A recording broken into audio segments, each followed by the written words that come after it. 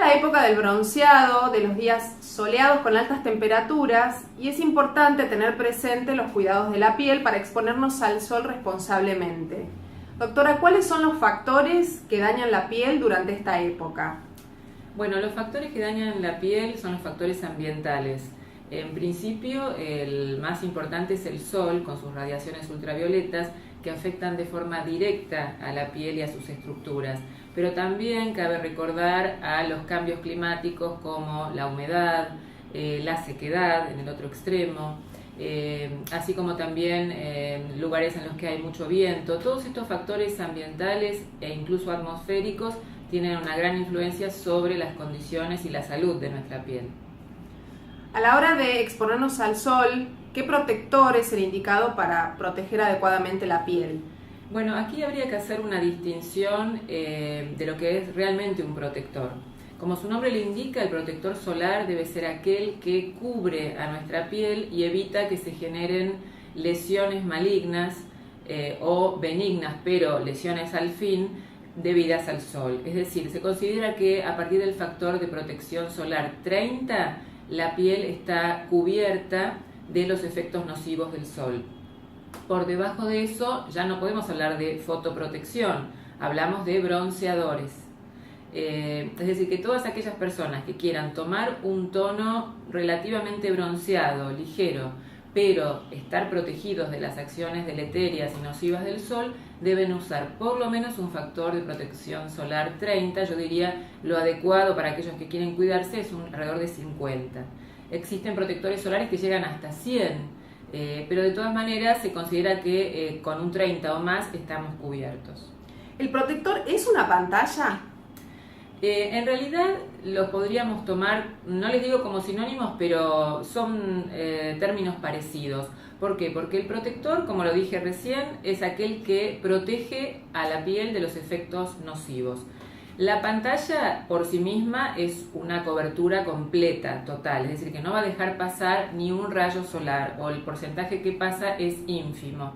Finalmente, entonces, un protector solar que tenga un buen efecto y un buen resultado es aquel que justamente filtra el pasaje de esos rayos nocivos para la piel y de esa manera cubre de cualquier efecto deleterio sobre la piel, por lo cual pantalla y protector podríamos decir que son similares, si bien la pantalla se considera que es la que ocluye completamente el paso de los rayos, mientras que el protector solar va a depender justamente del factor de protección solar. Cuanto menor sea el factor de protección solar, más deja pasar las radiaciones ultravioletas. Se dice que 30 sería el límite inferior necesario como para cubrirnos de manera correcta de la acción de los rayos solares. Y estas consideraciones respecto del protector, ¿varía según la edad y color de piel? Bueno, justamente sí es importante hacer esa distinción, ya que las personas que sean más rubias o mucho más aún los pelirrojos, con piel blanca y sobre todo ojos claros, para darnos cuenta de la piel de la persona debemos mirar también el color de sus ojos. Cuanto más claro sea todo esto, más sensibles son estas personas a las radiaciones ultravioletas y a sus efectos malignos. Es decir, que estas personas más rubias, más claras, deben cubrirse siempre con un protector solar alto, de factor de protección solar alta, es decir, de 30 como mínimo. Yo diría que tiene que ser alrededor de un 50 o más. En cambio, las personas más morenas tienen más melanina. La melanina no es solo el pigmento que nos da el color a la piel, sino que también cumple una función de proteger a las células de la piel de los efectos del sol. O sea que le hacen como un paragüita esta melanina al núcleo de las células y evita que el sol penetre y dañe de manera permanente a esa célula. Entonces las personas, como les decía, resumiendo, las personas más claras, de pieles más claras y cabellos más claros, son las que más deben cuidarse, pero los más morenos o los de piel un poquito más oscura también deben hacerlo, con las mismas consideraciones. ¿Qué horarios de exposición al sol son los más riesgosos? Se dice que los horarios en los que las sombras son cortas o prácticamente desaparecen, esos son los peores horarios. Lo voy a explicar. Cuando uno está de pie y el sol incide sobre esa persona, Cuando estamos al mediodía, la sombra que proyectamos prácticamente no existe, es inexistente o es mínima. En cambio, cuando el sol cuando nos vamos corriendo con respecto al sol, el sol va a generar con nuestro cuerpo una sombra más larga. Entonces, el horario de las sombras cortas corresponde aproximadamente a las 11:30 de la mañana hasta, diríamos, 3:30, 4 de la tarde. Esa franja horaria es la que tiene un efecto más negativo sobre la salud de nuestra piel. Es el horario que hay que evitar y que tienen prohibido los niños menores de un año de estar, en los niños en general diría, pero los menores de un año de estar allí expuestos al sol. ¿Son los niños los que corren más riesgos? Los niños tienen una piel bastante más sensible, menos protegida, y se considera justamente que los menores de un año prácticamente no tienen defensas contra el sol, por lo cual no es correcto exponerlos de manera permanente o muy prolongada al sol. Además, hay que ser cuidadosos en cuanto a la elección de los protectores solares, ya que se prefieren los filtros físicos y no los químicos para los niños de esta edad. ¿Cuáles serían los síntomas que indican una quemadura de grado importante?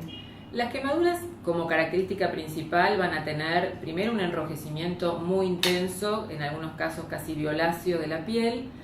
Puede aparecer despegamiento de la piel. El despegamiento de la piel se traduce como ampollitas o vesiculitas pequeñas, o a veces ampollas más grandes. Esto ya habla de una quemadura más importante porque la piel fue despegada, y en los casos más extremos puede haber inclusive alguna urticaria al sol combinada con todo esto. Por supuesto, un intenso dolor, incluso tiene acción sobre el estado general de la persona. Una persona que ha tomado mucho sol y se ha quemado posiblemente tenga dolor de cabeza, pueda tener en algunos casos vómitos, pueda tener alteraciones del sueño, y en los pacientes predispuestos puede haber también afección hepática. Entonces, todo esto puede ocurrir con una excesiva exposición solar. ¿Qué debo hacer en ese caso? Lo ideal sería evitar estos horarios y siempre usar protector, sabiendo que el protector se renueva cada 2 horas. Si lo cumplimos, es muy raro que al quemarnos o al broncearnos generemos una quemadura solar. Pero si esto sucediera, lo primero es colocar agua fría. Lo que hay que hacer inmediatamente es enfriar la zona, ya que justamente es el calor el que está despegando a la piel. Entonces, frío, si hay agua con hielo, mejor aún.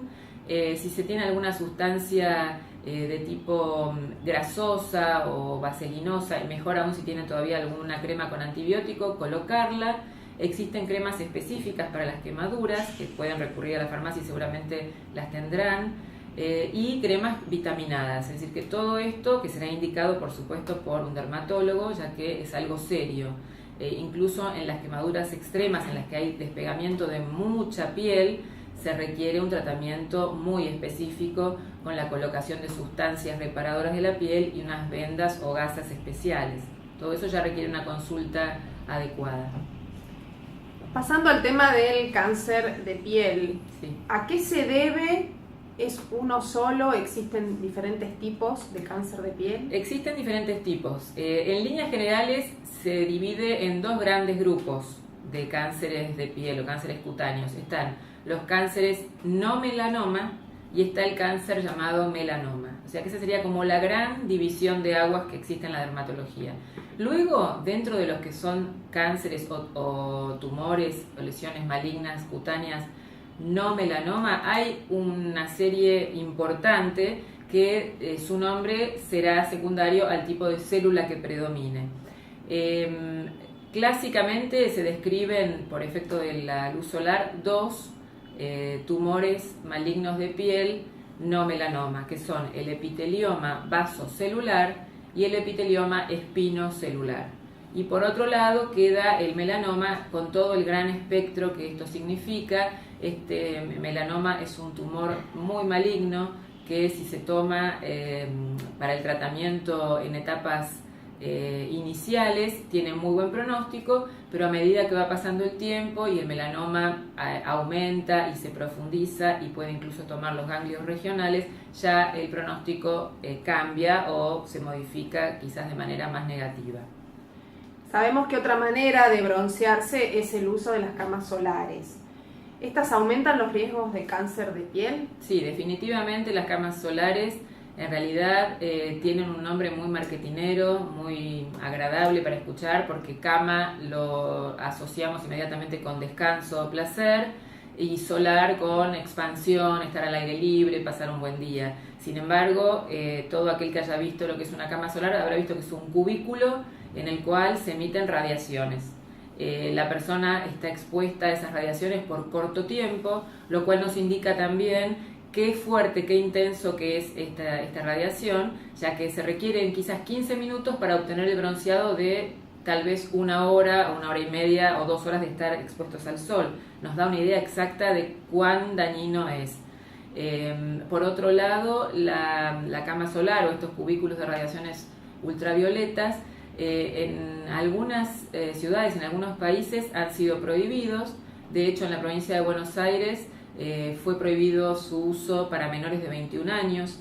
Y por otro lado, la Organización Mundial de la Salud en el año 2005 sacó un comunicado en el cual explicitaba de manera absolutamente clara que las camas solares eran contraindicadas, o sea, desaconsejaban su uso para todas las edades. La pregunta es, ¿qué pasa con las camas solares? ¿Podemos ir? Yo como dermatóloga tengo la obligación de decirles que no lo recomiendo en lo más mínimo. Es recomendable, si una persona quiere tomar un poquito de color, usar un buen protector solar que le permita tomar un tono quizás suave o delicado, siempre estar expuestos al sol en horarios convenientes, como dijimos antes, evitar el horario de las 11:30 de la mañana hasta las 4 de la tarde. En el resto de las horas del día se puede hacer, y con mucha conciencia de que el sol puede generar daños quizás irreversibles. Doctora, muchas gracias. Por favor, un placer.